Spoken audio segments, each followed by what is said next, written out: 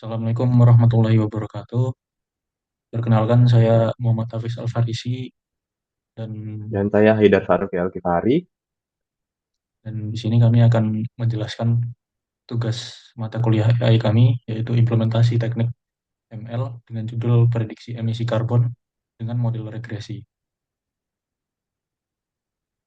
Di sini saya akan menjelaskan mulai dari problem statement hingga metodologi dan teman saya akan menjelaskan dari result and metrics sampai conclusion. Yang pertama ada problem statement. Alasan kami memilih untuk memprediksi emisi karbon Indonesia ini adalah karena emisi karbon Indonesia ini terus meningkat dan sebagian besarnya itu berasal dari penggunaan bahan bakar fosil dan industri. Dan hal itu relevan dengan SDG 13 karena untuk mendesak untuk menghadapi perubahan iklim dan juga dampaknya. Lalu ada dataset details. Dataset yang kami pakai ini sumbernya dari Our World in Data. Terus di situ dataset raw-nya berupa file CSV dengan isi annual CO2 emissions dari fossil fuels dan industri untuk per negara. Dan ini ada grafiknya. Lalu objektif kami adalah mengembangkan model regresi yang bisa dipakai untuk memprediksi emisi CO2 dari penggunaan bahan bakar fosil dan industri di Indonesia. Harapannya hasil prediksi ini bisa meningkatkan kesadaran masyarakat Indonesia terhadap jumlah emisi karbon yang dihasilkan tiap tahunnya. Metodologi kami untuk membuat model prediksi ini dimulai dengan dari dataset raw tadi yang dari Our World in Data. Kami memisahkan data untuk Indonesia dari tahun 1889 sampai 2023 dan kami memindahkan dari file CSV ke file Excel SX agar lebih mudah diakses. Pertama-tama kami akan menormalisasi datanya biar intervalnya itu jadi 0 sampai 1. Dan tujuannya itu untuk mencegah overflow eh, yang dikarenakan oleh data yang terlalu besar. Lalu kami menggunakan model regresi untuk memprediksi hubungan antara waktu yang di sini kami pakai sebagai X dan emisi karbon sebagai Y. Tahap pertama untuk training itu kami menggunakan semua data untuk mencari model mana yang terbaik matriksnya.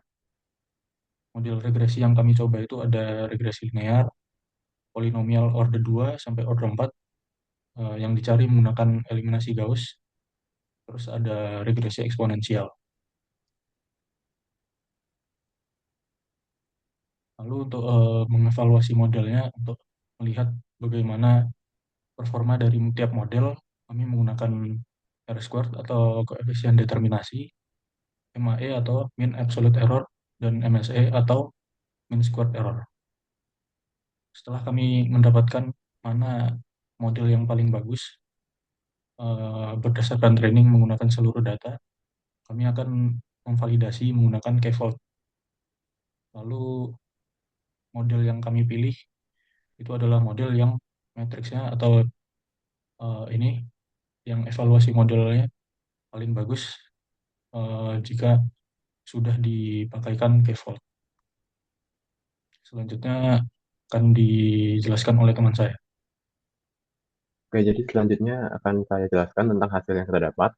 Jadi berdasarkan metode yang sudah kami lakukan, kita mendapatkan persamaan untuk tiap-tiap modelnya, tiap-tiap model regresinya itu seperti itu ada Y sama dengan 0,05 untuk linearnya, polinomial dari degree 2 hingga degree 4, lalu eksponensial regresinya. Nah, bagaimana gambarnya terhadap datanya kita? Next. Jadi untuk dat gambar dari hasil uh, model regresi linear ini terhadap datanya ditampilkan seperti itu. dengan validasi menggunakan baseline ini metode di mana kita akan mengevaluasi menggunakan seluruh data awal. Kita mendapatkan hasil MSE, MAE, dan R kuadratnya 0,6. Lalu berikutnya untuk polinomial degree 2,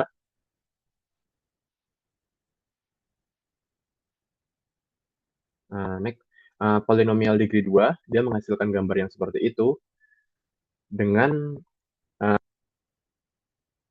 sebagai garis utama, sebagai garis persamaan regresi kita. Dengan R kuadratnya 0,3, di mana ini lebih bagus dari yang sebelumnya. Lalu berikutnya kita lihat untuk polinomial degree 3, dengan garis warna hijau, hijau merah, di mana dia semakin bagus. Di sini kita bisa lihat untuk R kuadratnya itu dia 0,993.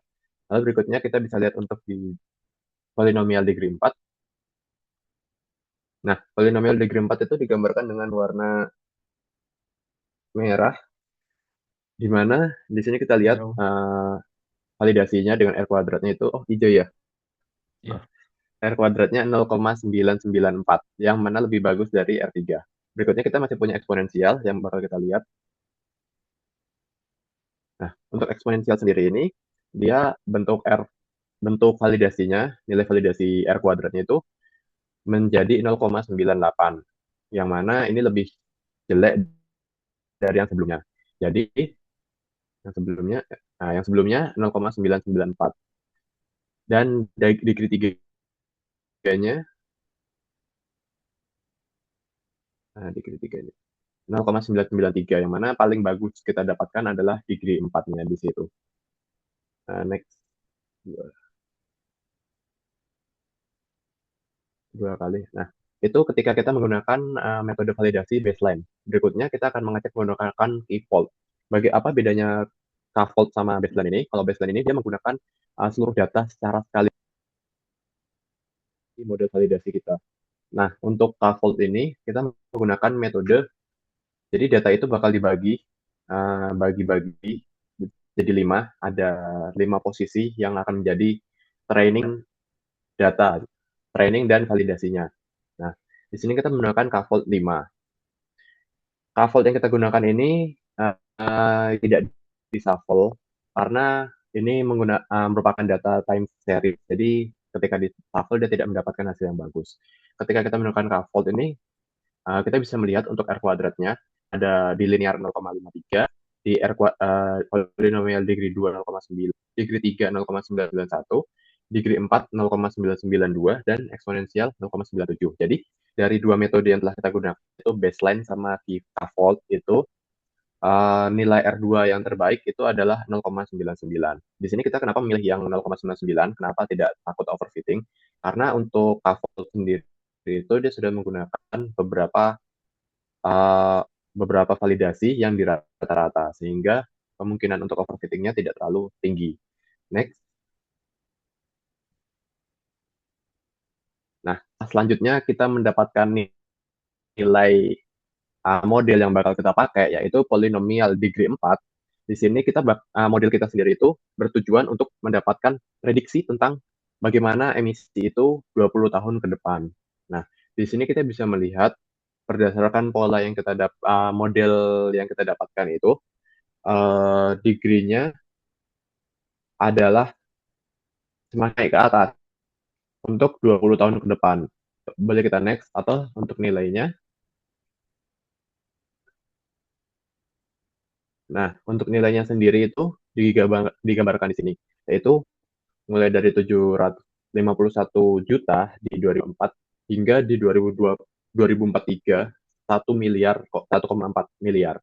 Nah, jadi dari sini kita bisa melihat bagaimana perkembangan model kita sendiri itu ke depannya.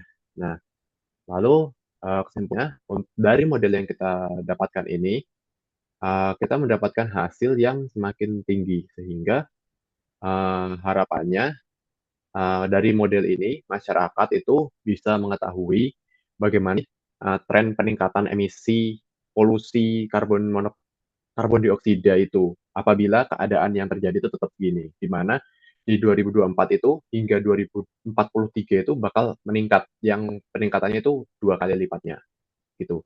Nah, selain dari tren prediksi itu, kita juga di sini bisa mendeteksi kayak emisi itu bakal mencapai titik kritis atau di sini kita anggapkan sebagai titik 1 miliar itu di tahun keberapa. Di situ dituliskan 2033 gitu.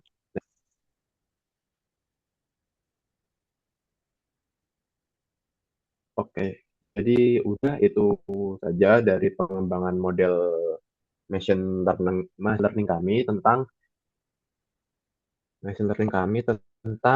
prediksi emisi karbon dengan model regresi. Jadi harapannya dari output untuk model kami ini bisa menjadi salah satu contoh contoh model di mana masyarakat sendiri itu bisa melihat bagaimana tren emisi karbon itu dapat terjadi dari sebuah model dan data yang kita dapatkan di tahun-tahun sebelumnya.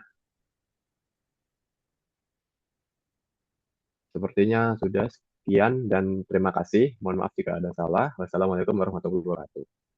Assalamualaikum warahmatullahi wabarakatuh.